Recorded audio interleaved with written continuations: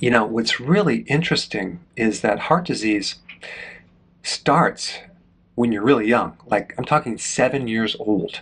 It's incredible. They have found lesions in the aorta in virtually 100% of children between the ages of 7 and 9. So I wanted to do this video to increase your awareness on how early this condition actually starts, and also to understand the cascade effect from very, very early stages into later stages, because you don't want to wait until you have heart attack symptoms. You want to understand the mechanism. You don't want to wait till you have calcium building up in the artery or some type of clot to then make a change in your life. There's a test, a very important test. I highly recommend everyone get it. It's called a CAC test. It stands for coronary artery calcification test. And it doesn't take that long. It's not very expensive, but it measures calcium in your arteries, and it's one of the best predictors of mortality. So definitely get that test. And I'll put a link down below for more information, also on a video showing my test results. But you want the results to be 0. You don't want any calcium in your arteries, because that already tells us that you've had inflammation, you had oxidative stress, you had breakdown of the smooth muscle, and that's been going on a long time. So let's talk about the cascade of effect and what happens first, second, third, and fourth. The very start of heart disease starts with something called oxidative stress.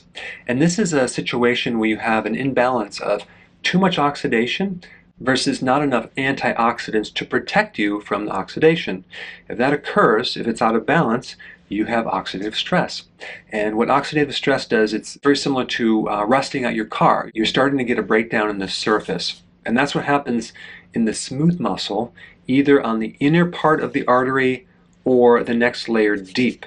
It's called necrosis. Okay, you're getting a breakdown of those cells caused by oxidation. Then the body starts turning on all its different wound healing mechanisms, and you get inflammation, and you get the immune system coming in with macrophages, start cleaning up the damage. And as part of the Band-Aid, you get microcalcification, tiny amounts of calcium that are coming in there to act as a kind of a Band-Aid. So the cell walls get thicker, you start getting more calcification, you get more fibrosis, that's the protein that lays down, with cholesterol, and that's what makes up plaque. So plaque is basically a Band-Aid. So the most important thing to know of this cascade effect is about oxidation and what really causes oxidation. Higher levels of glucose in the blood is probably the number one cause of oxidation. So you must reduce the amount of carbohydrates in your body. Okay, that's number one. And also the omega-6 fatty acids, very inflammatory. There's been a big push in the last 20-30 years to replace the saturated fats with unsaturated fats. Unfortunately, that led to a lot more omega-6 fatty acids, which creates a lot of oxidation inside our arteries, inside our organs, and the eye. So number one, as a preventative thing, you want to cut those out of your diet. Number two, you want to start increasing your antioxidants. Where do those come from? Well, plant foods, cruciferous, other healthy foods. But your own body makes antioxidants. It has networks of antioxidants, and it needs certain trace minerals to make these antioxidants, like selenium and zinc and so on and so forth. The most important vitamin for the inside of your arteries as an antioxidant is vitamin E. If you have any weakness or a history of having a lot of oxidative foods, you should probably start taking vitamin E in the form of tocotrienols. And it works like 50 times stronger than tocopherols, and it can go into your arteries and start to really protect you. The next thing to focus on is fasting. Fasting helps to heal the inside of the arteries, and it can also help build up the natural antioxidant networks of the body. So fasting is one of the best things you can do to help reverse heart disease. And there's another thing you can get, order on Amazon or some other place. It's called EDTA. This is a chelator, and it helps to pull out excess calcium from the arteries.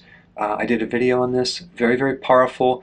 There's a certain method or way that you would take it, because it's going to pull out other minerals. You'd want to put back the minerals that you want and allow this product to take out the minerals that you don't want.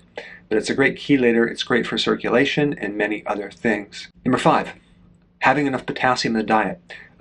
Very, very important, because if you're low on potassium, which many people are because they don't eat a lot of salad, your body will start to pull in more calcium deposits, okay?